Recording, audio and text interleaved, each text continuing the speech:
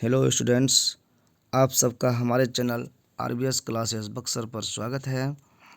आप देखेंगे आज कि भारत का इतिहास कालक्रम खंड के अनुसार किस तरह का बटा हुआ है। इतिहास जो हमारा है लिखित और अलिखित, इसको एक नज़र में देखेंगे। एक एवरेज आइडिया है कि क्या टाइम पीरियड में कौन सा काल, कौन सा वंश चल रहा था, उसका क्या नाम है, उसको इतिहास में कैसे पढ़ते हैं, वो हम देखेंगे। इसी के साथ भारत के गौरव का यात्रा भी हो जाएगा। भारतीय इतिहास से संबंधित हमेशा प्रतियोगी परीक्षाओं में प्रश्न पत्र आते रहते हैं। हम इस तरह प्रश्न को आप देखेंगे, एक एवरेज आइडिया आपको मन में हो जाएगा। देखें आप कि भारत का इतिहास जो है 3 भाग में बांटा गया है। शुरू में एक प्राग ऐतिहासिक काल, दूसरा है आद्य ऐतिहासिक काल यानी उत्तर पाषाण काल, और तीसरा है ऐतिहासिक काल।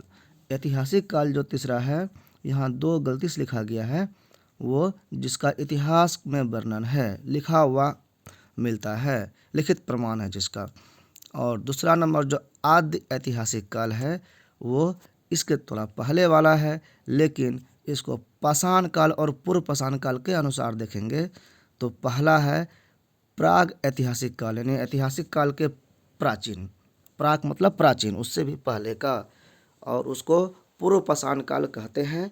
और दूसरा जो है वो आदि ऐतिहासिक काल, वो आधुनिक ऐतिहासिक काल है, उत्तर पाषाण काल है। अब प्राग ऐतिहासिक काल का विवरण देखेंगे तो इसका साल देखें, ईयर इसमें क्या दिया हुआ है। इसमें 3 भाग है। फिर पुरा पाषाण काल, मध्य पाषाण काल और नव्य पाषाण काल। पुरा पाषाण काल जो है, जो शुरुआत माना गया है, वो अज्ञात काल कब से शुरू हुआ है, नहीं तो उसका इनिशिएशन पता नहीं है, स्टार्टिंग पॉइंट पता नहीं है, लेकिन लगभग है कि 8000 ईसा पूर्व तक था पुरा पाषाण काल। मतलब समझ रहे हैं, अभी 2000 ईस्वी में चल रहे हैं हम लोग, 2021 में मात्र, लेकिन उसके पहले 8000 ईसा पूर्व तक यानी 10,000 साल पहले का कहानी है ये, वो पुरा पाषाण काल हुआ। फिर है कि मध्य पाषाण काल है, 8000 ईसा पूर्व से 4000 ईसा पूर्व तक, यानी मध्य पाषाण काल 4000 साल तक चला। अभी से 10,000 साल ईसा पूर्व, 10,000 साल पहले से 6,000 साल पहले तक। और उसके बाद है फिर नव पाषाण काल यानी 4000 ईसा पूर्व से 2500 ईसा पूर्व तक। अभी से अगर आप देखेंगे तो इसमें 2000 ईस्वी जोड़ दीजिए तो उतना दिन पहले की बात है ये प्राग ऐतिहासिक काल हुआ। फिर दूसरा है आद्य ऐतिहासिक काल यानी उत्तर पाषाण काल। तो उत्तर पाषाण काल का जो विवरण है वो नीचे देखेंगे।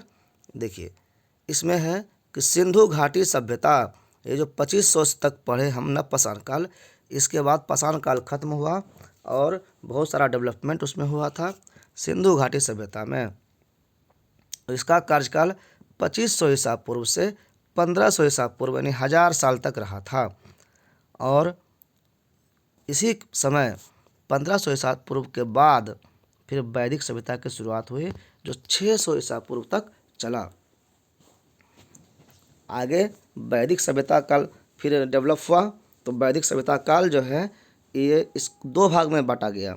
वो ऋग वैदिक काल कहते हैं 1500 ईसा पूर्व से 1000 ईसा पूर्व साल तक, और उत्तर वैदिक काल कहते हैं 1000 ईसा पूर्व से 600 ईसा पूर्व तक। जहाँ भी उत्तर शब्द लगा हुआ है, उत्तर का मतलब बाद में होता है, बाद वाला। तो 1500 से 1000 और 1000 से 600, ये 2 भाग में हो गया ऋग वैदिक काल और उत्तर वैदिक काल। ये दोनों मिलाकर वैदिक सभ्यता कहते हैं। तो 600 ईसा पूर्व तक की ये कहानी हुई मध्य यानी आदि ऐतिहासिक काल का। और उसके बाद चलता है ऐतिहासिक काल। तीसरा नंबर का ऐतिहासिक काल का विवरण एरो आप देखेंगे यहाँ पर है। ऐतिहासिक काल जो है वो इसमें भी 3 भाग है। फिर प्राचीन भारत का इतिहास, मध्यकालीन भारत का इतिहास और आधुनिक भारत का इतिहास। सबको हम लोग अलग अलग पेपर में पढ़ते हैं।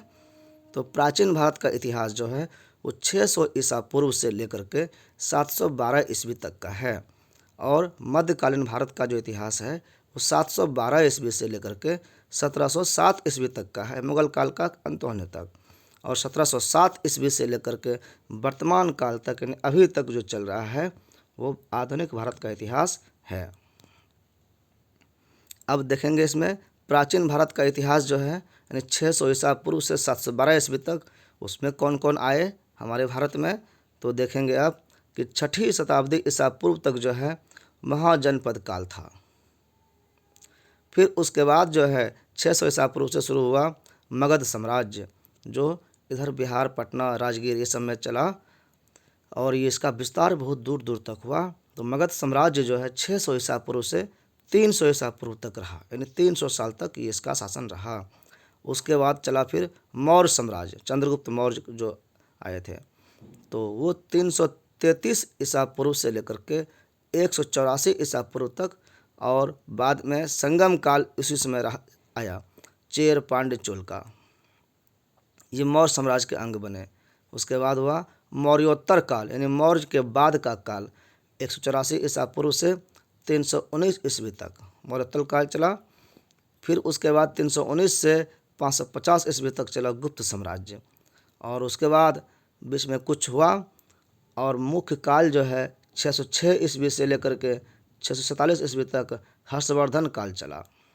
तो ये काल जो है ये कालखंड प्राचीन भारत का इतिहास कहलाता है।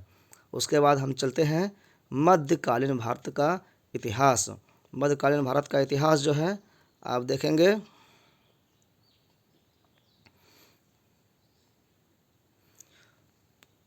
पूर्व मध्यकालीन भारत का इतिहास यानी 8वीं शताब्दी से 13वीं शताब्दी तक, और उत्तर मध्यकालीन भारत का इतिहास यानी 13वीं शताब्दी से 18वीं शताब्दी तक।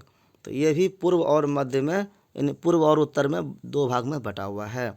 तो पूर्व मध्यकालीन जो इतिहास है 8वीं शताब्दी से 13वीं शताब्दी तक, उसके 3 भाग, और वो है कि आप देखेंगे कि उत्तर भारत और दक्कन भारत और दक्षिण भारत। दक्कन जो है पठारी क्षेत्र को कहते हैं, मिडिल पार्ट को भारत के। तो इसमें देखेंगे कि उत्तर भारत में कौन कौन वंश थे। पाल वंश, सेन वंश, प्रतिहार वंश और राजपूत वंश थे। और चौहान वंश और दिल्ली सल्तनत, 2 तरह के शासन चल रहे थे। दक्कन में जो है चालुक्य और राष्ट्रकूट थे। दक्षिण भारत में जो सबसे अंतिम छोर पर चल गए उधर चेर, चोल, पांड्य और पल्लव थे। उत्तर मध्यकालीन जो भारत का इतिहास है 13वीं शताब्दी से 18वीं शताब्दी तक, इस समय उत्तर भारत में राजपूत वंश था, दिल्ली सल्तनत था और फिर मुगल काल आया। और दक्कन में विजयनगर, बहमनी, मराठा वंश चला। और दक्षिण भारत में जाकर चले गए तो वहाँ पर पांड्य और होयसल वंश था। तो इस तरह से एक रफ आइडिया जो है आपको दिया गया कि प्राचीन भारतीय इतिहास जो है वो बहुत ही विस्तृत है। आप हर वंश को देख करके, समझ करके कौन किस कालखंड में है इसको समझेंगे। कभी कभी इसमें श्रेणी क्रम से भी क्वेश्चन पूछा जाता है कि कौन सा वंश पहले और कौन सा वंश बाद में आया। तो ये आप इस तरह से टाइम पीरियड को ध्यान रखकर देख सकते हैं। आप हमारे वीडियो को देख रहे थे, इसके लिए आपका बहुत बहुत धन्यवाद।